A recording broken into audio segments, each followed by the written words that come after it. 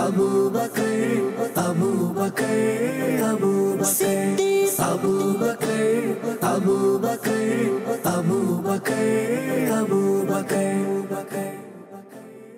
আলহামদুলিল্লাহি রাব্বিল আলামিন ওয়াসসালাতু ওয়াসসালামু আলা খাতামিন নাবিয়্যিন আম্মা বা'দ ফাআউযু বিল্লাহি মিনাশ শাইতানির রাজীম বিসমিল্লাহির রহমানির রহিম আসসালাতু ওয়াসসালামু আলাইকা ইয়া রাসূলুল্লাহ ওয়া আলা আলিকা ওয়া আসহাবিকা ইয়া হাবিবাল্লাহ আসসালাতু ওয়াসসালামু আলাইকা ইয়া নাবিয়াল্লাহ ওয়া আলা আলিকা ওয়া আসহাবিকা ইয়া নূরাল্লাহ।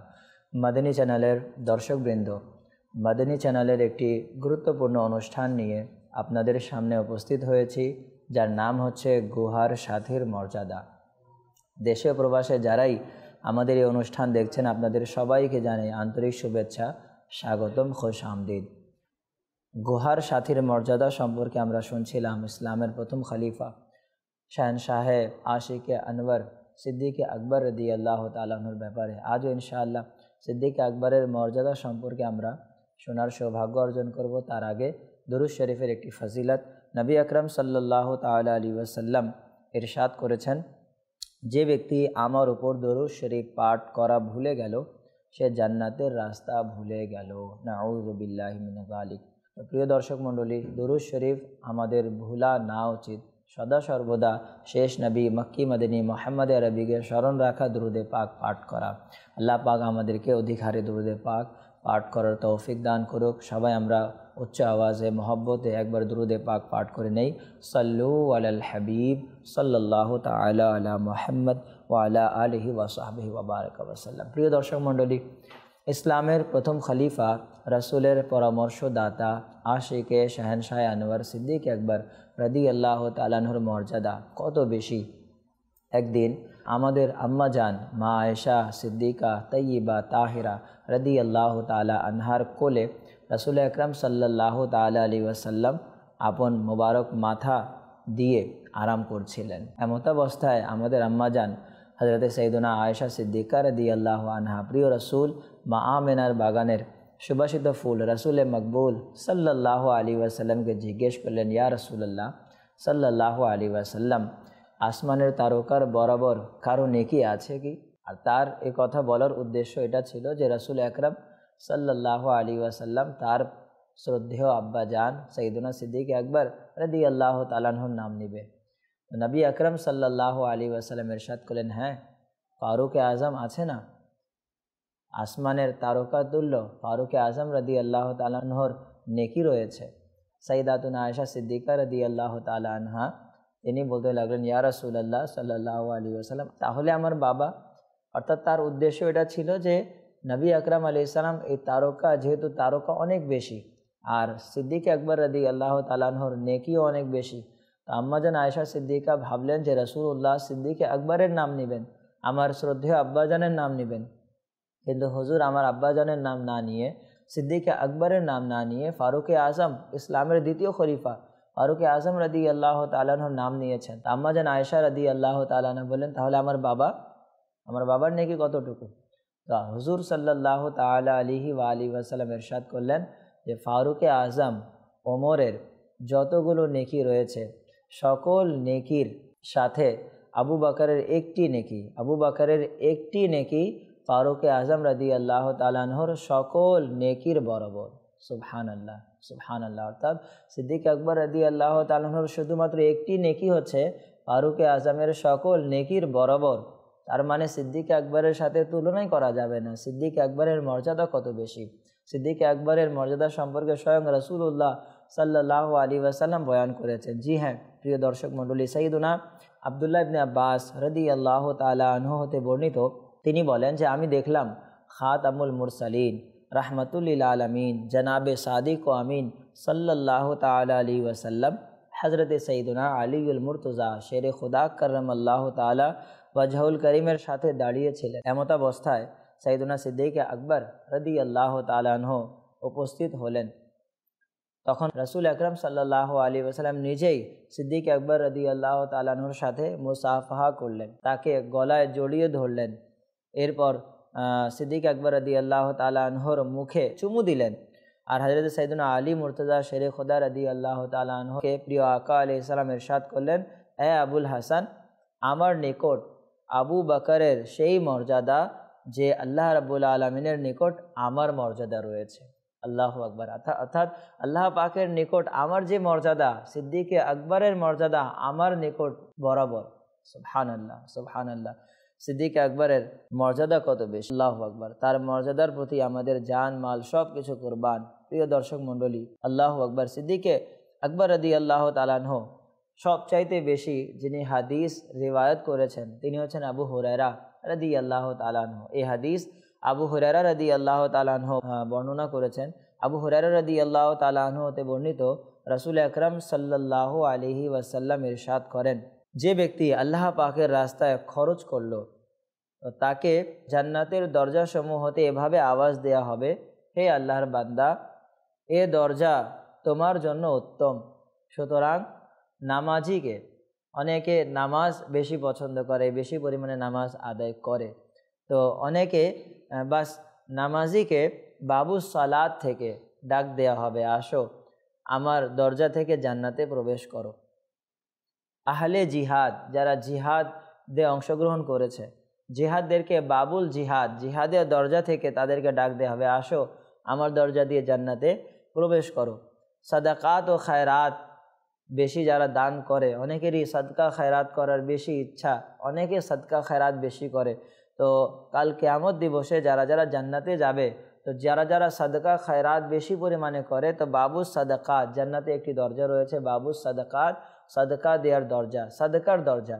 তো যারা বেশি পরিমাণে সাদকা দেয়, জান্নাতের এই বাবু সাদাকাত হতে তাকে ডাক দেওয়া হবে যে আসো আমার ভিতর থেকে তুমি জান্নাতে প্রবেশ করো। যারা যারা রোজা রাখতে বেশি পছন্দ করে, তো এই রোজা পালনকারীদেরকে বাবুর রাইয়ান হতে ডাক দেওয়া হবে যে আসো আমার দরজা দিয়ে তুমি জান্নাতে প্রবেশ করো। তো এতে আশিকে শাহেনশাহ আনওয়ার সিদ্দিক আকবর রাদিয়াল্লাহু তাআলা আনহু প্রিয় রাসূল সাল্লাল্লাহু আলাইহি ওয়াসাল্লামের দরবারে আরজ করলেন, ফিদাকা আবি ওয়া উম্মি ইয়া রাসূলুল্লাহ, ইয়া রাসূলুল্লাহ সাল্লাল্লাহু আলাইহি ওয়াসাল্লাম, আপনার প্রতি আমার মা বাবা কোরবান। এই দরজাসমূহ কোনো ব্যক্তিকে এ সকল দরজা থেকে ডাক দেওয়া হবে, এর তো কোনো প্রয়োজন নেই। কোনো একটি দরজা দিয়ে প্রবেশ করলে সে জান্নাতে প্রবেশ করবে, উদ্দেশ্য তো জান্নাতে প্রবেশ করা, তো প্রত্যেক দরজা থেকে যাওয়ার তো প্রয়োজন নেই, যে কোনো একটি দরজা দিয়ে গেলে সে জান্নাতে প্রবেশ করবে। তবে ইয়া রাসূলুল্লাহ সাল্লাল্লাহু আলাইহি ওয়াসাল্লাম, এমন কোনো বান্দা আছে কি যাকে এই জান্নাতের প্রতিটি দরজা থেকে ডাক দেওয়া হবে? আল্লাহু আকবার, কেমন প্রশ্ন! আর এই প্রশ্নে রাসূল আকরাম সাল্লাল্লাহু আলাইহি ওয়াসাল্লামের কেমন উত্তর! রাসূল পাক সাল্লাল্লাহু তাআলা আলাইহি ওয়াসাল্লাম ইরশাদ করেন, এ আবু বকর, হ্যাঁ, আর নিশ্চয়ই ওই লোক আর কেউ নন, সেই লোক হচ্ছ তুমি, সেই ব্যক্তি হচ্ছ তুমি, ওই ব্যক্তি আর কেউ নয়, ওই ব্যক্তি হচ্ছ তুমি। সুবহানাল্লাহ। তো সিদ্দিক আকবর রাদিয়াল্লাহু তাআলা আনহুর মাঝে কেমন সিফত ছিল, কেমন গুণ ছিল! তিনি অধিক পরিমাণে সাদকা করতেন, তিনি অধিক পরিমাণে নামাজ আদায় করতেন, তিনি অধিক পরিমাণে রোজা রাখতেন, তিনি অধিক পরিমাণে নামাজ পড়তেন। তো এগুলো গুণ আমাদের মাঝেও থাকা চাই। আমাদের মাঝে কি এগুলো গুণ আছে? আজ বছরের পর বছর অতিবাহিত হয়ে যাচ্ছে, কিন্তু আমাদের নামাজের খবর নেই। অনেকেরই শুধুমাত্র জুমার নামাজ আদায় করি, আবার অনেকেই আমরা নিজেদেরকে মুসলমান দাবি করি, কিন্তু জুমার নামাজেও আমাদের কোনো ধ্যান ধারণা নেই, চিন্তা ফিকির নেই। বাস একটি চিন্তা, আমরা আমাদের দুনিয়াকে কিভাবে অ্যাচিভমেন্ট করব, কিভাবে গাড়ি বাড়ি বানাবো, কিভাবে আরাম আয়েশে থাকবো।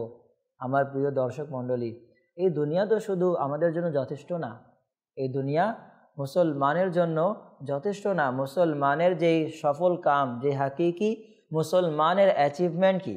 মুসলমানের অ্যাচিভমেন্ট হচ্ছে জান্নাত। আর এই দুনিয়া হচ্ছে কষ্টের, এই দুনিয়া হচ্ছে কষ্টের। অনেকে ভাবে আমরা ঈমানও আনি, আমরা নামাজও আদায় করি, আমরা তিলাওয়াতও করি, আমরা মিথ্যাও বলি না, সর্বদা সত্য পথে আমরা চলি, এরপরেও আমাদের উপরে মুসিবত কেন আসে? এরপরে আমাদের উপরে পেরেশানি কেন আসে? পক্ষান্তরে যারা অমুসলিম, যারা আল্লাহকে মানে না, যারা নামাজ পড়ে না, তারা আরাম আয়েশে রয়েছে, তাদের অট্টালিকা রয়েছে, তাদের পেরেশানি নেই, তাদের গাড়ি বাড়ি ধন সম্পদ সব কিছু রয়েছে, কিন্তু সে আল্লাহকে মানে না। তো এরকম কেন? অনেকেরই আমাদের প্রশ্ন জাগে থাকে, আমি মুসলমান হয়েছি, মুসলমান রয়েছি আলহামদুলিল্লাহ, কিন্তু আমার উপরে এত মুসিবত কেন? প্রিয় দর্শক মণ্ডলী, হাদিসে পাকে রাসূল আকরাম সাল্লাল্লাহু আলাইহি ওয়াসাল্লাম ইরশাদ করেন, আদ-দুনিয়া সিজনুল মুমিন, দুনিয়া হচ্ছে মুমিনের জন্য কয়েদিখানা, জেলখানা, ওয়া জান্নাতুল কাফির, এবং কাফিরের জন্য হচ্ছে জান্নাত, এবং অমুসলিমদের জন্য হচ্ছে জান্নাত দুনিয়া, কিন্তু দুনিয়ার পর তাদের কোনো জান্নাত নেই। আল্লাহু আকবার। প্রিয় দর্শক মণ্ডলী, কিতাবে এসেছে যে দুই ফেরেশতা, এক ফেরেশতা জমিন থেকে যাচ্ছিল, আরেক ফেরেশতা আসমান থেকে আসছিল। দুই ফেরেশতার মাঝে দেখা সাক্ষাৎ হলো।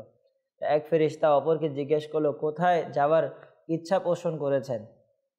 তো ওই ফেরেশতা বলল যে আমি অমুক শহরের এক অমুসলিমের কাছে আমি যাচ্ছি, তাকে পানি দেওয়ার জন্য। কেন? তার মৃত্যুর সময় খুবই সন্নিকটে, তার প্রতিটি নেক আমলের বিনিময় আল্লাহ তাআলা তাকে দুনিয়াতেই দিয়ে দিয়েছেন। এখন তার একটি মাত্র ইচ্ছা বাকি ছিল, ওই অমুসলিমের মাছ খাওয়ার ইচ্ছে জাগ্রত হয়েছে, সে মাছ খাওয়ার জন্যে সে চাচ্ছে, মাছ খাবে, তার ইচ্ছা জাগলো যে আমি মাছ খাবো। তো এ সময় সন্ধান করা হলো, শহরে কোথাও নেই। তো আল্লাহ রাব্বুল আলামিন আমাকে পাঠিয়েছেন তার জন্য মাছের ব্যবস্থা করে দেই, যাতে তার সকল ভালো কাজের বিনিময় সে দুনিয়াতেই পেয়ে যায়। সুতরাং সেই কাজে আমি যাচ্ছি, যাতে সে আখিরাতে আসবে একেবারে নিঃস্ব হয়ে, তার কাছে কোনো নেকি থাকবে না। আর ওই ফেরেশতা দ্বিতীয় জনকে জিজ্ঞেস করলো, আপনি কোথায় যাচ্ছেন? তো ওই ফেরেশতাও বলল যে আমি অমুক এলাকার এক মুসলিমের কাছে যাচ্ছি, তারও মৃত্যু সন্নিকটে, সেও মারা যাবে। এমতাবস্থায় তার কঠিন তৃষ্ণা লেগেছে, তার যতগুলো গুনাহ ছিল আল্লাহ রাব্বুল আলামিন তাকে বিভিন্ন মুসিবত দিয়ে তার গুনাহকে ক্ষমা করে দিয়েছেন। এখন শুধুমাত্র একটি গুনাহ তার বাকি, আর এই সময় তার কঠিন পিপাসা লেগেছে, তৃষ্ণা লেগেছে, আর সে পানি চেয়েছে, পানি পান করার ইচ্ছা তার মনে জেগেছে।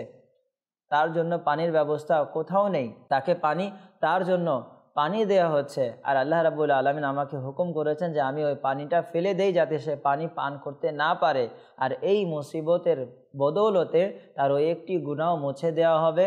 যখন সে বান্দা আল্লাহ পাকের কাছে আসবে, তখন গুনাহ থেকে পুত পবিত্র হয়ে আসবে। সুবহানাল্লাহ। যখন সে আল্লাহ পাকের কাছে আসবে, তখন তার কাছে নেকির সম্ভার থাকবে। পক্ষান্তরে যারা অমুসলিম, যারা আল্লাহ পাকের দরবারে উপস্থিত হবে, তাদের কাছে কোনো নেকি থাকবে না। তাদের প্রত্যেকটি ভালো কাজের বিনিময় আল্লাহ রাব্বুল আলামিন দুনিয়াতেই দিয়ে দিয়েছেন, কিন্তু মুসলমানের বিনিময় আল্লাহ পাক কিয়ামতে দিবেন। তো আপনারা ভাবুন যে নবী পাক বললেন যে মুসলমানের জন্য দুনিয়া হচ্ছে জেলখানা। জেলখানায় কি আরাম রয়েছে? জেলখানায় আরাম নেই, জেলখানায় কষ্ট রয়েছে। কিন্তু এই কষ্ট কতদিন? যখন আমরা মারা যাব, তো আল্লাহ রাব্বুল আলামিন যে চিরস্থায়ী যে উপহার জান্নাত মুমিনদের জন্য তৈরি করে রেখেছেন, ইনশাআল্লাহ সেখানে গিয়ে আমরা আরাম আয়েশে থাকবো। আল্লাহ রাব্বুল আলামিন আমাদের প্রত্যেককে জান্নাতুল ফিরদৌস দান করুক, আমিন। প্রিয় দর্শক মণ্ডলী, সিদ্দিক আকবর রাদিয়াল্লাহু তাআলা আনহু, আল্লাহ অসংখ্য হাদিসের বর্ণনাকারী সৈয়দনা হযরতে আবু হুরায়রা রাদিয়াল্লাহু তাআলা আনহু থেকে বর্ণিত, মক্কি মদনী সুলতান আল্লাহ তাআলার রাসূল সাল্লাল্লাহু তাআলা আলাইহি ওয়াসাল্লাম ইরশাদ করেন, মা নাফাআনি মালুন কাত্তু মা নাফাআনি মালু আবি বকর। আমাকে আবু বকরের সম্পদ যে উপকার দিয়েছে, অন্য কারো সম্পদ সে উপকার দেয়নি। সুবহানাল্লাহ। নবী করিম সাল্লাল্লাহু আলাইহি ওয়াসাল্লামের এই সুসংবাদ শুনে আশিকে আকবর সৈয়দনা আবু বকর সিদ্দিক রাদিয়াল্লাহু তাআলা আনহু কান্না আরম্ভ করে দিলেন, আরজ করলেন, ইয়া রাসূলুল্লাহ সাল্লাল্লাহু আলাইহি ওয়াসাল্লাম, আমার এবং আমার সমস্ত সম্পদের মালিক তো আপনি। সুবহানাল্লাহ, সুবহানাল্লাহ। এরকম হওয়া উচিত গোলামকে, যে গোলামের আছেই কি, ইয়া রাসূলুল্লাহ আজও যা নিয়ামত পাচ্ছি, যা নিয়ামত খেয়েছি রয়েছে, সব আপনারই বদৌলতে, আপনারই কারণে। গোলামের তো কোনো কিছু থাকে না, গোলামের সকল সম্পদের মালিক তো তার মনিব, তার মালিক থাকে। আর আমার আকা ও মওলা তো, আমার মনিব তো আপনি ইয়া রাসূলুল্লাহ সাল্লাল্লাহু আলাইহি ওয়াসাল্লাম। তো আমার জান, আমার মাল, আমার সম্পদ সব কিছুর মালিক তো আপনি। সুবহানাল্লাহ। প্রিয় দর্শক মণ্ডলী, হযরতে আবু বকর সিদ্দিক রাদিয়াল্লাহু তাআলা আনহু এর মর্যাদা অনেক বেশি। যদি আমরা বর্ণনা করি তাহলে রাতকে রাত, দিনকে দিন চলে যাবে, কিন্তু তার শান মান মর্যাদা আমরা বর্ণনা করতে পারবো না। বাস এতটুকুই আমাদের ইচ্ছা যে তাদের শুভ আলোচনা করে আমরাও যাতে নেকির খাতায় আমাদের নাম লিখিয়ে নেই। সাইয়েদুনা সিদ্দিক আকবর রাদিয়াল্লাহু তাআলা আনহু 2 বছর 7 মাস খিলাফতের মসনদে সমাসীন থেকে 22 জুমাদাল আখির 13 হিজরি সোমবার দিন অতিবাহিত করার পর ইন্তেকাল করেন। আমিরুল মোমিনিন সাইয়েদুনা ওমর ফারুক আজম রাদিয়াল্লাহু তাআলা আনহু তার জানাজার নামাজ পড়ান।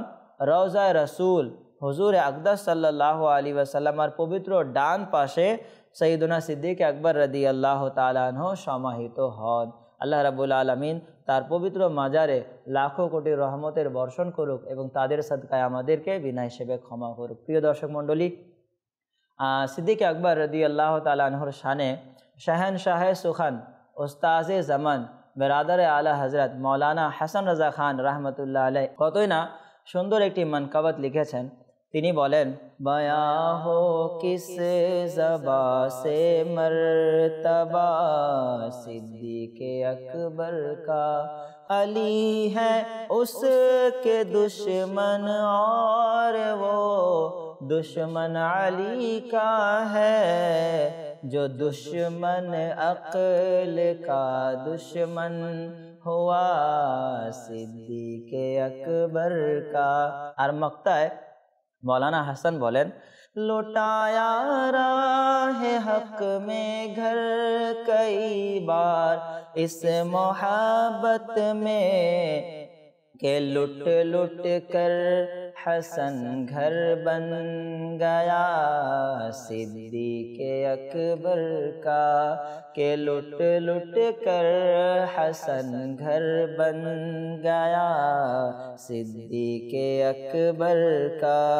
खुदा के फजल से मैं हूँ गदा सिद्दीक अकबर का है यारे गारे महबूबे खुदा सिद्दीक अकबर का। प्रिय दर्शक मंडली, मदनी चैनल देखते থাকুন। আল্লাহ রাব্বুল আলামিন আমরা যা শ্রবণ করেছি এর উপর আমল করার তৌফিক দান করুক। আমিন। বিজাহে খাতামিন নবিয়্যিন সাল্লাল্লাহু আলাইহি ওয়াসাল্লাম। সাল্লু আলাল হাবিব সাল্লাল্লাহু তাআলা আলা মুহাম্মদ সাল্লাল্লাহু আলাইহি ওয়াসাল্লাম। আবু বকর আবু বকর আবু বকর আবু বকর আবু বকর আবু বকর